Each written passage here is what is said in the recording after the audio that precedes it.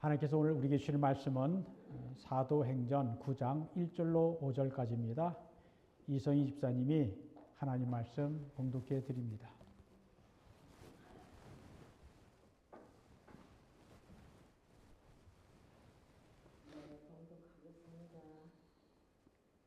사울이 주의 제자들에 대하여 여전히 위협과 살기가 등등하여 대제사장에게 가서 다메섹 여러 회당에 가져갈 공문을 청하니 이는 만일 그들을 따르는 사람을 만나며 남녀를 막론하고 결박하여 예루살렘으로 잡아가려 합니다. 사울이 길을 가다가 다메섹과 가까이 이르더니 호련히 하늘로부터 빛이 그를 둘러비추는지라.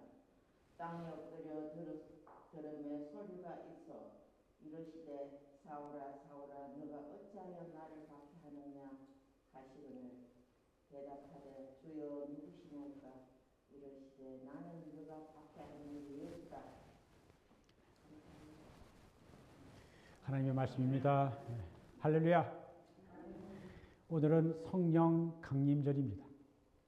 또한 5월 24일은 감리교회를 창시한 존 웨슬리의 회심 기념일입니다. 1738년 5월 24일 오후 8시 45분경 존 웨슬리의 마음이 뜨거워지며 회심을 경험했습니다. 오늘은 존 웨슬리가 회심을 경험한 지 288년째가 되는 날입니다. 회심, 돌이킨다, 마음 심자. 이 말은 마음과 태도를 완전히 돌이켜 새롭게 바꾼다라고 하는 뜻이지만 우리 기독교 신앙의 회심은 죄와 어둠에 얽매여 있던 삶에서 돌이켜 하나님을 믿고 구원을 받아 영적인 새 사람으로 거듭나는 결정적인 전환점을 뜻합니다. 회심. 그리고 요한 웨슬리가 맞냐, 존 웨슬리가 맞냐라고 하는 질문에 대하여는 한국 초기 기독교 역사에서 존을 영어 독일어식 발음인 요한이라고 부르던 관습에서 요한 웨슬리라고도 많이 불렀습니다. 하지만 저는 그가 영국 사람이기에 본래 발음에 가까운 존 웨슬리라 부르겠습니다. 존 웨슬리는 올더스 게이트 회심이라고 부르는 성령을 체험하고 그의 모든 인생과 사역이 완전히 달라졌습니다. 그래서 오늘은 존 웨슬리의 성령 체험과 회심의 이야기를 하면서 은혜를 나누려고 합니다. 존 웨슬리는 1703년 6월 28일 영국 노스 링컨셔 웹올스라고 하는 작은 시골 마을에서 영국 성공의 목사인 사무엘 웨슬리와 목사 딸인 수잔나 앤슬리의 19명의 자녀 중 15번째로 태어났습니다. 아이들 참 많이 낳습니다. 아버지 사무엘 웨슬리는 영국 성공의 교구 목사로 청빈한 삶을 살며 나눔과 섬김의 목회를 하였고 어머니 수잔나는 목사의 딸로 원칙과 규칙을 중요시하며 청교도적 신앙으로 그 많은 자녀들을 양육했습니다. 존 웨슬리와 그의 형제들에게 지대한 영향을 끼친 것은 아버지보다 어머니 수제네였습니다. 존 웨슬리의 어머니 수잔나는 19명의 자녀들을 집에서 홈스쿨링하며 직접 가르쳤습니다. 수잔나는 자신이 자란 청교도 신앙 방식대로 자녀들에게 늘 아침과 저녁에 말씀을 묵상하고 기도하며 하루의 삶을 반성하는 시간을 갖게 하는 등 시간표를 짜주고 이를 철저히 지키도록 가르쳤습니다. 수잔나는 아이들을 엄격하게 가르치면서도 아이들 한 명씩 밤에 따로 시간을 내어 만나 고민을 들어주고 대화를 나누었습니다. 존 웨슬리는 목요일 밤마다 어머니와 만났으며 성장한 후에도 평생 그 그 목요일 밤 시간을 그리워했다라고 합니다. 존 웨슬리가 5살 때 평생 잊을 수 없는 사건이 일어났습니다. 아버지가 목회하던 앱 월스 목사관에 불이 난 것입니다. 그때 존 웨슬리는 불길에 휩싸인 목사관에 홀로 있었습니다. 동네 사람들이 다른 사람의 어깨를 딛고 올라가 존 웨슬리를 구해내자 불에 붙은 지붕이 곧 무너져 내렸습니다. 불 속에서 극적으로 구출된 이 사건을 통해 어머니 수잔나는 이 아이가 장차 하나님의 섭리 가운데 하나님의 사역을 감당할 것이라고 하는 생각을 하게 되었다고 합니다. 그리고 나중에 존 웨슬리는 이 경험을 통하여 진정한 구원은 죄악의 불구덩이에서 죽게 된 죄인을 끌어내는 것이다 라고 말했습니다. 하나님의 은혜를 체험한 존 웨슬리는 평생 불타는 열정의 전도자로 살았습니다. 존 웨슬리는 11살에 런던의 찰터 하우스에 입학합니다. 찰터 하우스에서의 생활은 결코 풍족하거나 행복하지는 않았습니다.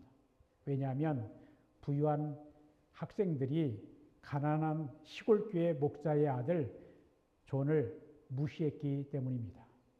그러나 존 웨슬리는 엄격하고 규칙적인 학교 생활을 잘 견뎌냈습니다. 존 웨슬리는 그때의 심정을 그의 일기에 이렇게 썼습니다. 나는 성경을 읽고 아침 저녁으로 기도하였다. 나는 다른 사람들처럼 불량하지 않고 신앙에 대하여 선의를 가지며 성경을 읽고 교회에 출석하며 기도함으로 구원 얻기를 바랐다. 찰터하우스, 오늘날로 말하면 중고등학교 정도의 학교입니다. 그곳에서 6년간 공부한 후에 1720년 존 웨슬리의 나이 17살 때 옥스퍼드 대학에 들어갑니다. 옥스퍼드 대학 내에 크라이스트 처치 칼리지라고 하는 곳에 입학하여 공부하게 되었습니다. 존 웨슬리는 1724년 학사 학위를 받았고 대학원에 진학하여 석사 학위 취득을 위해 계속 공부하였습니다. 22살 때 존 웨슬리는 성직자의 길을 가기로 결심합니다. 1725년 9월 19일 영국 성공의 부제, 사제 밑에 있는 집사, 디컨, 프리스트입니다. 그 서품을 받았습니다. 아버지가 목회하던 앱 월스에서 아버지의 목회를 돕다가 런던으로 돌아와 존 웨슬리의 동생 찰스가 그리고 그의 친구들이 조직한 신성클럽, 신성회라고 하는 홀릭 클럽의 지도자가 되었습니다. 1722년 존 웨슬리는 옥스퍼드 대학 링컨 칼리지의 연구교수 펠로가 되었습니다. 그런 학교에서 고전문학과 논리학, 그리스어와 신약성서, 철학을 가르쳤습니다. 존 웨슬리는 25살 때 성공의 정식 사제, 엘더 프리스트가로 서품을 받았고 1735년 조지아로 떠날 때까지 옥스퍼드 대학 연구교수 펠로우로 연구와 강의를 성실히 수행하였습니다. 존 웨슬리는 신성클럽, 곧 홀리 클럽의 회원들과 함께 규칙적인 신앙생활을 하게 됩니다. 존과 신성클럽 동료들은 매주 이틀간 금식하고 성찬에 참여하며 매일 아침 저녁에 성경을 읽고 묵상하며 히라버 곧 그리스어 신약 공부와 고전 연구에 몰두합니다. 수요일과 금요일에는 가난한 자들과 병든 자들, 감옥에 있는 자들을 방문하며 봉사와 선행에 힘썼습니다. 그들이 철저한 성경 연구와 엄격한 규칙 속에서 클럽 활동을 했기 때문에 이를 못마땅하게 여긴 학생들이 조롱하며 붙여진 별명이 규칙주의자라, 메소디스트라고 불렀습니다. 이 명칭 메소디스트는 후에 감리교의 교회 이름 메소디스트 철치가 됩니다. 규율에 따라서 사는 사람들, 규칙주의자들, 조롱조가 오히려 칭찬하는 그러한 이름이 된 것입니다. 존 웨슬리는 미국 선교의 제안을 받고 고민하다가 고향 앱월스로 돌아가 어머니에게 조언을 구했습니다. 그랬더니 어머니 수제너는 조금도 지체하지 않고 오히려 감탄하며 말했다고 합니다. 내게 20명의 아들이 있다면 평생 또다시 못 본다 해도 다 그렇게 쓰임받으면 좋겠구나 라고 말했다고 합니다. 존 웨슬리는 선교가 되기로 결심하고 옥스퍼드 교수직을 내려놓고 1735년 10월 동생 찰스 웨슬리와 함께 미국의 원주민에게 선교하기 위해 조지아로 가는 배에 탔습니다. 그런데 미국으로 가는 4개월 23일 동안 그때는 돛담배죠. 돛을 단 바람을 이용한 식으로 배를 운행하는 때입니다.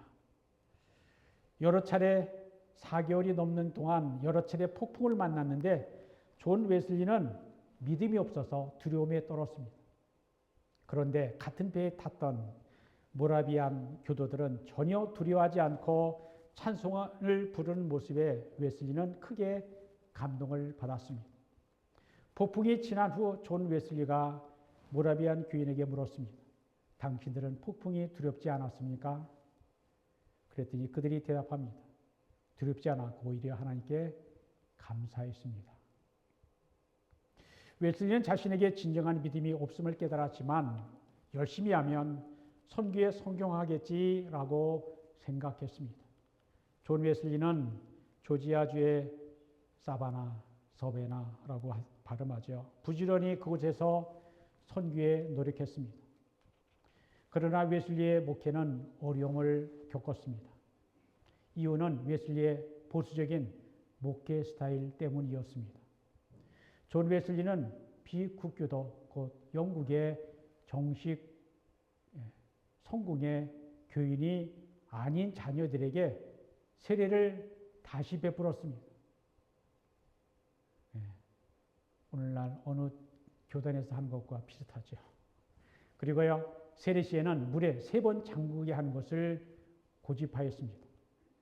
웨슬리는 비국교도를 엄격히 차별하여 비국교도가 사망했을 때 장례식 집례를 거부했습니다. 또한 존 웨슬리는 조지아로 떠나면서 인디언들이야말로 죄에 때묻지 않은 창조 본연의 사람들이라고 생각하고 인디언 선교에 큰 꿈을 품었었지만 인디언 선교도 쉽지 않았습니다. 빈틈없는 규칙으로 꽉 짜여진 웨슬리의 목회 방침에 일반 신도들은 너무나 힘들어했습니다. 신도들의 누적된 불만에 존 웨슬리는 조지아 선교를 포기하고 조지아를 떠날 수밖에 없었습니다. 1년 9개월에 걸친 선교는 실패로 끝나고 말았습니다. 존의 나이 34살이었습니다. 1738년 2월 1일 존 웨슬리는 영국으로 돌아왔습니다. 첫 선교의 실패로 인한 좌절로 인한 우울한 날을 보내던 존 웨슬리는 자신의 열심과 노력이 실패한 이유를 알고 싶었습니다. 조지아 선교는 존 웨슬리의 인생에 있어서 처음이자 가장 큰 실패였기 때문입니다. 존 웨슬리는 모라비안 교인들에게 대해 궁금해졌습니다. 그들은 어떻게 큰 풍랑 속에서도 두려움 없는 믿음을 갖게 되었을까? 그들의 믿음은 어떻게 죽음에 대한 두려움을 이길 수 있었을까? 몹시 궁금했습니다. 그런데 모라비안 교인 스팡겐 베르케라고 하는 사람은 웨슬리에게 오히려 되물었습니다. 하나님의 성령이 당신이 하나님의 자녀라는 것을 당신의 영과 더불어 증언하고 있습니까? 그러면서 또 물었습니다. 당신은 예수 그리스도를 아십니까? 옥스퍼드 교수까지 지냈던 선교사까지 했던 사람에게 당신은 예수 그리스도를 아십니까? 라고 물은 질문. 이 질문에 대해 존 웨슬리는 잠시 머뭇거리다가 이렇게 대답했습니다. 저는 그분이 이 세상의 구주이신 것을 압니다. 그러자 그가 다시 질문합니다. 바로 그분이 당신을 구원하셨다는 것을 알고 계십니까? 존 웨슬리는 이렇게 대답했습니다.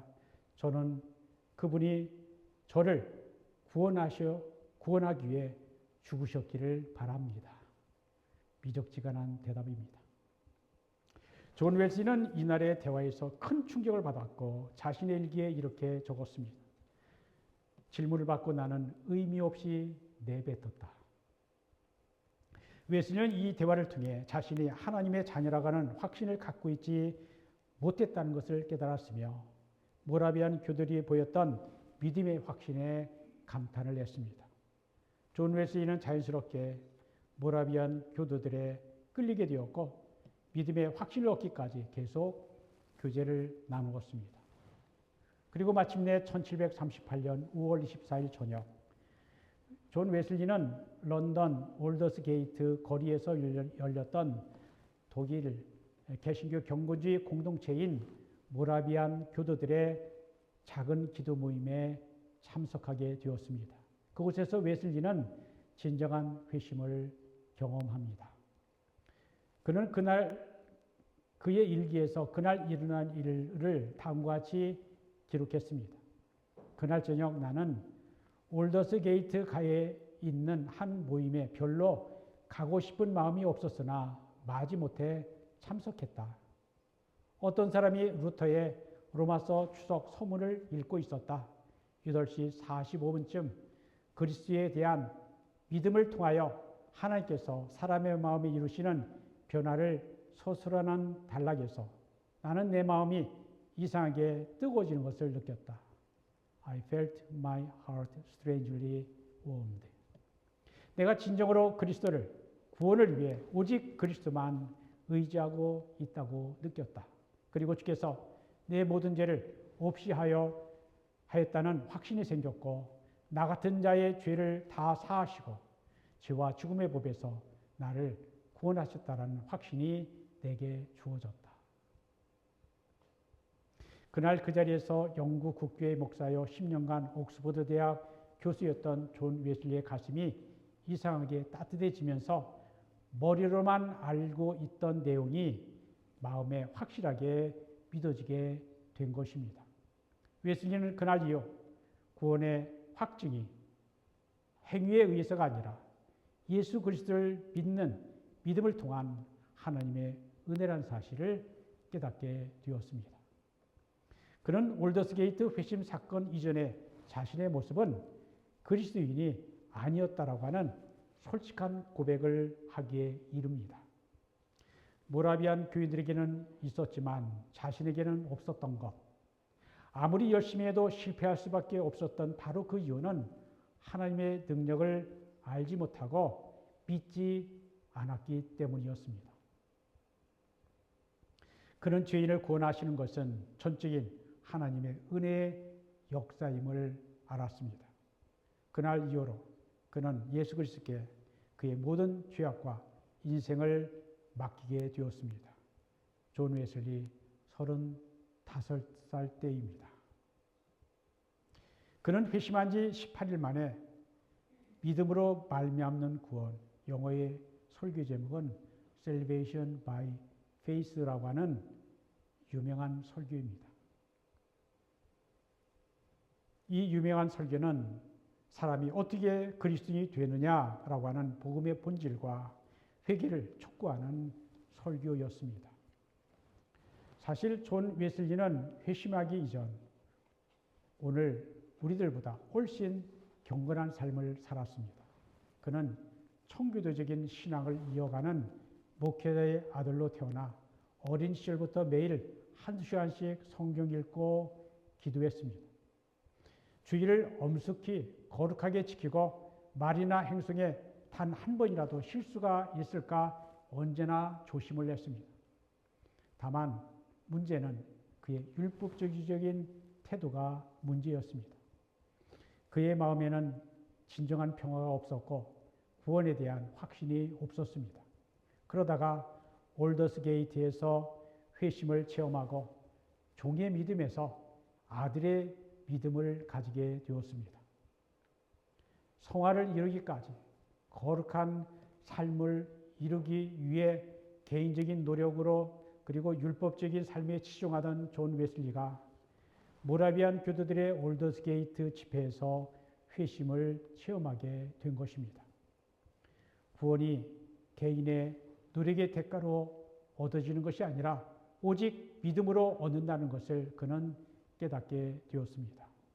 이후 존 웨슬리는 인간의 이성이 아니라 오직 성경이 진리의 최고의 권위라고 주장하게 됩니다. 한편 존 웨슬리와 함께 조지아 선교를 떠났던 동생 찰스 웨슬리는 불과 6개월 만에 선교를 중단하고 영국으로 돌아왔습니다. 그리고 1738년 5월 21일 웨슬리가 회심하기 사흘 전에 그는 리들 브리튼에 위치한 친구 존 블레이의 집에서 루터의 갈라디아서 죄를 읽던 중 구원을 확신하는 신앙으로 바뀌었습니다. 그때 찰스 웨슬리는 심한 중병에 걸려 이 병으로 죽으면 내가 과연 천국에 갈 수 있을까 생각하며 기도하고 있었는데 그가 성령을 받고 그의 병이 완전히 치유함을 받았습니다. 그리고 사흘 후에 그의 형 존 웨슬리가 런던 올더스게이트 가에서 열린 경건주의자들의 작은 모임에서 루터의 로마서 강의 서문을 읽던 중 성령 체험을 한 것입니다.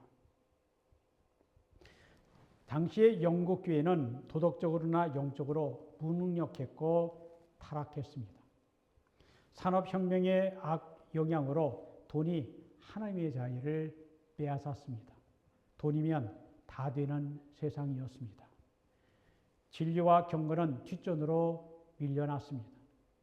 당시 공장과 탄광에서 돈을 벌기 위해 노동자들은 하루에 18시간이 넘도록 일을 했습니다. 그러나 임금은 식비를 감당할 수 없을 만큼 적었습니다. 그마저도 술과 도박으로 탕진을 했습니다. 가장을 잃은 가정은 여자들과 아이들까지 일을 해야 했습니다. 범죄가 성행했고 사람들은 난폭해졌고 감옥은 늘 만원이었습니다. 존 웨슬리는 타락한 영국 사회를 변화시키기 위해서는 그리스도가 각 개인의 회심과 그리스도인인 각 개인의 회심과 교회의 갱신이 필요하다고 생각하였습니다. 그는 마가복음 1장 15절 때가 찼고 하나님의 나라가 가까웠으니 회개하고 복음을 믿어라. 예수님의 첫 번째 설교의 말씀이죠. 이 말씀을 본문으로 190여 회가 되는 설교를 회개의 거듭남으로 말미암는 회심의 체험에 관한 설교를 하였다고 합니다. 존 웨슬리는 복음을 전할 수만 있다면 어디서든지 어느 때든지 상관하지 않고 전도하는 열정의 전도자가 되옵니다. 한 번은 탄광에서 설교를 했습니다. 1739년 그가 회심한 지 1년이 되었을 때입니다. 1739년 봄에 브리스톨에서 3,000명이 넘는 광부들이 석탄 채석장에 모여 있었습니다. 시커먼 석탄가루를 뒤집어 쓴 광부들에게 비가 쏟아지고 있었습니다. 웨슬리는 비가 오는 곳에서도 아랑곳하지 않고 설교를 했습니다. 놀랍게도 광부들도 그 자리에서 움직이지 않고 웨슬리의 설교를 듣고 있었습니다. 회개하고 거룩한 구원의 삶을 살아가는 촉구 앞에서 광부들은 질척이는 땅에 무릎을 꿇고 회개하였습니다. 놀라운 광경이었습니다. 그날 웨슬리의 친구는 그날의 풍경을 이렇게 표현했습니다. 그날 수천 명의 광부들은 빗속에서도 불타는 웨슬리를 신기한 듯 구경하다가 자신들도 불에 타올랐다. 하지만 영국 국교회는 존 웨슬리가 예배 의식을 깨뜨린 자로 간주하고 배척하기 시작합니다. 런던에 있던 교회들도 존 웨슬리에게 설교 강단을 허락하지 않았습니다. 그의 고향 앱월스에서도 교회 사용을 거절당하고 존 웨슬리의 아버지 무덤 비석 위에 올라서서 그는 설교했습니다. 교회 밖에서 설교한 겁니다. 존 웨슬리는 말을 타고 다니며 시장이든 거리든 탄광이든 장수를 막론하고 복음을 전파하였습니다. 놀랍게도 수만 명의 사람들이 모여들고 회개하는 역사가 일어났습니다. 원래 존 웨슬리는 영국 국교회에서 안수받은 후에 영국 국교회 안에서 교회 안에서의 교회로서의 교회 내의 갱신 운동을 벌이려고 하였습니다. 그러나 존 웨슬리는 입장을 바꾸어 야외에서 설교를 하며 온 세계가 나의 교구라고 선언하게 됩니다. 왜냐하면 당시 영국 국교회가 교회 밖에서 설교하는 것을 금지하였고 브리스톨 감독이 웨슬리에게 강단을 내어주지 않았기 때문입니다. 온 세계가 나의 교구라고 하는 말은 바로 여기에서 나온 것입니다. 그는 이 세상에 예수 그리스도를 모르는 단 한 사람만 남아있더라도 나는 그 사람을 위하여 땅끝까지 달려갈 것이다 라며 1년에 5천 마일가량을 말을 타고 다니며 영국 방방곡곡에서 설교를 했습니다. 존 웨슬리는 예수님을 체험한 후 평생 25만 마일을 말을 타고 다니면서 4만 2천 번 설교했으며 400여 편의 책을 펴냈고 50세가 넘는 나이에도 하루 평균 20마일을 다니며 복음을 전하였습니다. 그는 주에서 구원받고 회개하는 영혼에게 복음을 전하려는 소명을 가지고 86세의 나이에도 1년에 4천 마일을 여행하며 복음을 선포했고 87세에도 거의 매일 한두 번 설교했다고 합니다. 웨슬리는 본질적인 것에는 일치를, 비본질적인 것에는 자유를, 모든 것에는 사랑을 이라고 하는 구호를 실천하는 목사요, 전도자요, 신학자였습니다. 유명한 말입니다. In essentials, unity.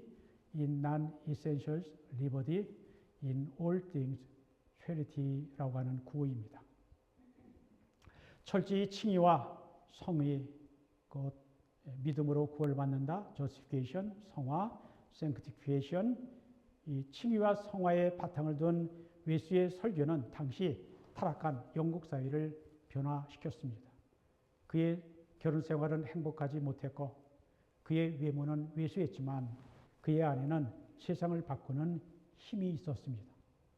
당시 코넬 지방의 판사는 감리교 설교자들이 문제아를 모두 새삼으로 바꿔놓았기 때문에 나는 할 일이 별로 없습니다. 아직도 술 주정뱅이, 깡패, 아내를 괴롭히는 남자, 남편에게 바가지 긁는 아내가 있거든 어서 웨슬리에게 데려다 주십시오. 그가 즉시 그들을 새로운 사람으로 변화시켜 줄 것입니다. 라고 말했다고 합니다. 존 웨슬리가 우리가 오직 믿음으로만 구원을 받지만 오직 사랑을 낳는 믿음으로만 구원을 받는다라고 주장을 했습니다. 이런 면에서 존 켈빈과 약간 차이가 있습니다. 신학이에요. 웨슬리는 사랑이야말로 사람이 거룩해질 수 있는 유일하고도 모든 것이라고 믿었습니다. 존 웨슬리는 할 수 있는 한 최선의 사랑을 했습니다. 그래서 그는 가난한 자들과 함께하는 것을 즐거워했습니다. 초기 감리 교인들의 경건 생활을 가장 잘 나타내는 유명한 표가 있습니다. 칭의, 성화, 일주일에 one penny. Justification, sanctification, a penny a week. 일주일에 1페니는 감리교인들이 있는 곳에는 일용할 양식이 없어 굶주리는 사람이 없게 하자는 존 웨슬리의 설교에 감동하여 시작된 가난한 사람들을 위한 최소한의 헌금이었습니다. 존 웨슬리는 분주한 여행 중에도 어느 지역에서든지 가난하고 병든 사람들을 찾아 방문하여 돌보는 일을 평생 계속하였습니다. 웨슬리가 82세 되던 해 1785년 1월에 쓴 일기의 내용입니다. 이때쯤이면 언제나 그랬듯이 가난한 신도들에게 석탄과 빵을 공급해 주었습니다. 그러나 그들이 식량과 의복이 더욱 필요함을 알았습니다. 그래서 나는 약 4일간 시내로 들어가 걸어다니며 200파운드를 모금하여 가장 필요한 사람들을 입히고 먹일 수 있었습니다. 그러나 이것은 대단히 힘든 일이었습니다. 거의 모든 거리가 녹아내리는 눈으로 덮였고 아침부터 저녁까지 녹는 눈 속에 발이 빠지면서 이 일을 했습니다. 그런 대로 잘 해냈으나 결국 나는 심한 이질로 다음 아침까지 눕게 되었습니다. 존 웨슬리는 가난한 사람들을 절대로 불친절하게 대하지 말 것을 가르쳤습니다. 여러분이 가난한 사람을 돕지 못하더라도 그들을 슬프게 하지는 마십시오. 친절한 말이라도 해 주십시오. 불친절한 시선을 보내거나 가슴 아픈 말을 하지 마십시오. 빈손으로 돌려보낼 때에도 그들이 기쁜 마음으로 당신을 다시 찾아올 수 있도록 하십시오. 당신들이 그들의 처지가 되었다라고 여기면서 하나님께서 당신에게 해주기를 원하는 것처럼 당신들도 그들에게 행하십시오. 예수님의 산상수훈의 황금률 골든 룰을 생각나게 하는 말입니다. 존 웨슬리는 가난한 사람들을 사랑하고 그들에게 복음과 사랑을 주는 것을 가장 기쁜 일로 여겼습니다. 그는 평생 가난한 사람들의 친구요, 형제요, 아버지로 살았습니다. 세상을 떠나기 전날 밤 이런 말을 했다고 합니다. 나는 할 수 있는 한 모두 저축했고 할 수 있는 한 내가 가진 모든 것을 주었다라고 확신하면서 만족한다. 존 웨슬리는 88세의 나이로 하나님의 부르심을 받을 때까지 단 2개의 숟가락과 하나의 찻주전자 그리고 낡은 코트 한 벌밖에 없을 정도로 자기의 모든 것을 복음 사역을 위해 달아 없어지기까지 소진하였습니다. 존 웨슬리는 개인적인 선행으로만 그친 것이 아니었습니다. 존 웨슬리는 어떻게 사랑을 조직화하여 세상을 변화시킬까 고민하였습니다. 그것이 바로 속회 클래스였습니다. 1742년 회심한 지 4년쯤 되던 해입니다. 존 웨슬리는 브리스톨에서 처음 속회를 조직했습니다. 물론 속회는 웨슬리가 처음 고안한 것은 아닙니다. 그도 배운 것입니다. 속회는 약 10명에서 12명이 한 팀으로 일주일에 한 번씩 간증과 성경 공부 모임이었습니다. 웨슬리는 평신도 훈련의 방법으로 각 소그룹 모임 가질 때마다 5가지 사실, 즉 죄사함을 받은 사실, 하나님의 영에 의한 증거, 내적 혹은 외적인 죄에 대한 지배 유무, 죄의 고백, 그리고 속마음의 점검 여부에 대하여 질문과 응답을 하게 했고, 이어서 지난 모임 이후에 죄를 지은 적이 있는가, 죄에 대한 유혹을 받은 적이 있는가, 어떻게 죄의 유혹을 물리칠 수 있었는가에 대하여 회원들 간에 준비된 질문과 응답을 하게 하므로 그들의 신앙을 점검하도록 하였습니다. 그러나 속회는 신앙 훈련에만 그치지 않고 삶의 구체적인 문제들을 해결하는 데까지 나아가게 됩니다. 웨슬리의 목회지는 당시 영국에서 가장 가난한 사람들이 모여 살던 공장지대와 탄광지대였습니다.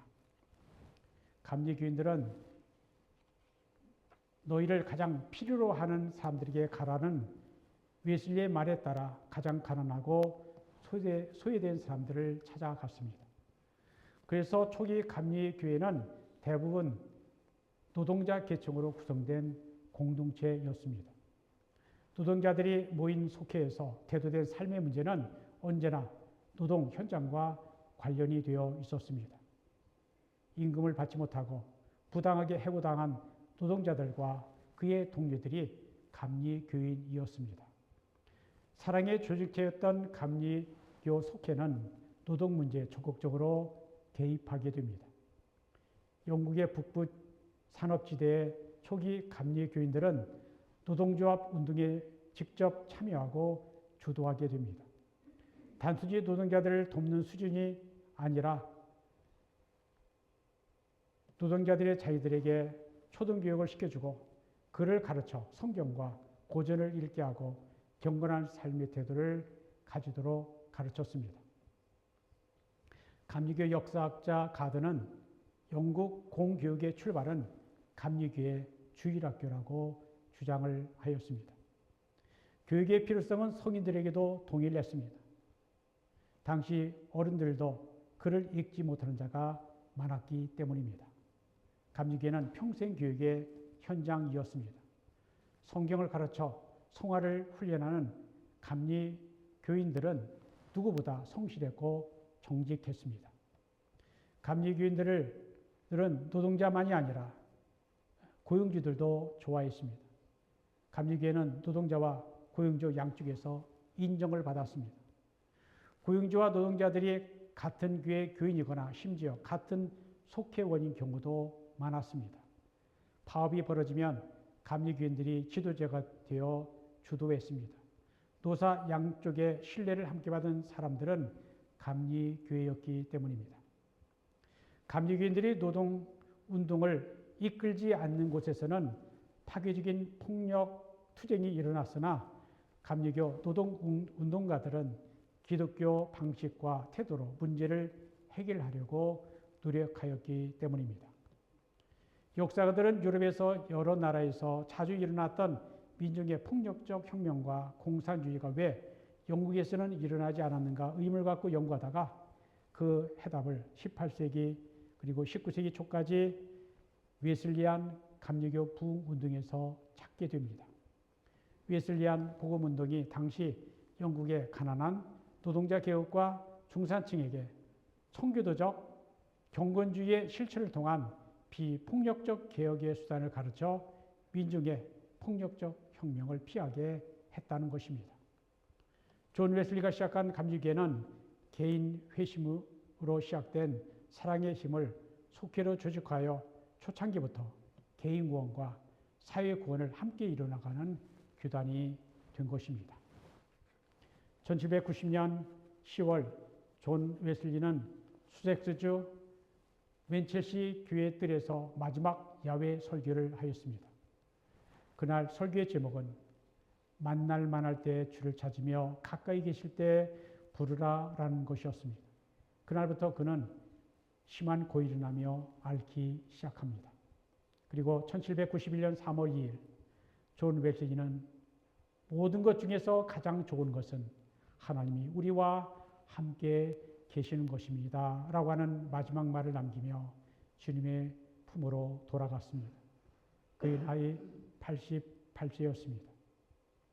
존 웨슬리의 회심은 사도 바울의 회심, 성 어거스틴의 회심, 마틴 루터의 회심과 더불어 기독교 역사상 가장 위대한 회심 중의 하나로 평가됩니다. 우리는 한 사람이 진정으로 하나님을 만나고 회심할 때 얼마나 위대한 역사를 이루고 귀하게 쓰임을 받게 되는지 존 웨슬리에게서 보게 됩니다. 죽을 수밖에 없는 죄인들을 구원하기 위해 하나님께서 할 수 있는 한 모든 것을 주시고 당신의 독생자까지 내어주신 하나님의 사랑에 압도당하여 존 웨슬리는 할 수 있는 한 모든 것을 바쳐 평생 그리스도의 사랑을 전하고 실천했습니다. 존 웨슬리가 성령 체험한 회심의 날은 그의 인생의 중요한 터닝 포인트, 전환점이 되었습니다. 우리에게도 이런 날이 있기를 원합니다. 가장 중요한 것은 예수님을 만나고 성령을 체험하는 일입니다. 우리 안에서 감화하시는 성령을 받아들일 수 있도록 준비하는 것이 도움이 됩니다. 존 웨슬리는 은총의 수단, means of grace라고 하는 것을 가르쳤습니다. 은총의 수단이란 마음을 열어 하나님의 은혜가 임하는 곳에 나가기 위해 우리가 규칙적으로 행하는 것들을 말하는 것입니다. 개인과 공직자가 행하는 경건의 일, 자비의 일, 성경 읽기와 기도 등 개인 경건의 시간, 성찬에 참여하는 것, 환우, 환자 방문하고 돌보는 것, 정의를 위한 행동들이 은총의 수단인 것입니다. 이 시간 우리가 진정으로 예수님을 믿고 있는가를 돌아보기를 원합니다. 진정으로 예수님을 믿고 있지 않다면 믿음이 없음을 고백하며 회개합시다. 예수님을 믿고 의지하기보다 자신의 지식과 노력으로 영혼을 구원하고 교회를 세우려고 했다면 회개합시다. 회개는 허랑방탕한 삶을 사람에게만 필요한 것이 아닙니다. 내 힘과 내 열심으로 율법주의적으로 살았던 것도 회개해야 합니다. 사도 바울이 그랬습니다. 존 웨슬리도 그랬습니다. 회개했습니다. 이제 우리의 죄를 회개하고 주님의 임재와 성령의 임재를 바라는 우리가 되십시다. 하나님의 진정으로 성령을 통하여 하나님을 만나고 회심한 사람을 찾으십니다. 바울을 변화시키고 어거스틴을 변화시키고 존 웨슬리를 변화시켰던 성령께서 오늘 저와 여러분의 심령을 뜨겁게 하셔서 건 모양만의 그리스도인이 아닌 진정한 그리스도인이 되어 복음을 전하는 우리가 되기를 주 예수 그리스도의 이름으로 축원드립니다. 기도합니다. 하나님 감사합니다. 오늘은 2026년 성령 강림절입니다. 성령님이 2000년 전 오순절날 제자들에게 기도하는 제자들에게 임하셔서 그들에게 방언도 하게 하시고 새로운 사람으로 변화되어 예수 그리스도의 십자가와 부활을 전하는 용기 있는 주님의 제자들, 복음을 전하는 사도들로 삼으셔서 온 세상에 복음을 전하게 하셨습니다. 성령의 강림으로 교회가 시작이 되었습니다. 그리고 288년 전 존 웨슬리, 찰스 웨슬리에게 성령이 임하셔서 그들을 새로운 사람으로 오직 예수 그리스도가 나를 구원하셨다. 믿음으로 구원을 얻는다라고 하는 그 성경의 가르침을 머리가 아닌 가슴으로 믿게 되는 하나님의 은혜 역사가 임한 날 기억하며 우리도 그와 같은 역사가 주님의 구원의 역사가 성령을 받고 뜨거워지는 역사가 우리에게 임하기를 소원하며 기도합니다. 성령이 우리에게 임하소서. 이 교회 위에 임하소서. 이 세상 변화시킬 힘은 우리에게 없습니다. 오직 주님에게 있음을 고백합니다. 성령의 힘이 아니고는 우리가 아무것도 할 수 없는 존재인 것을 고백합니다. 웨슬리에게 사도 바울에게 임하셨던 성령이 오늘 우리 교회와 성도님들에게 임하셔서 저에게 임하셔서 하나님께서 맡기신 일을 감당하는 이 교회 우리가 되게 하여 주옵소서.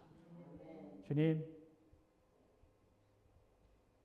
우리를 사용해 주옵소서. 예수 그리스도 이름으로 기도합니다.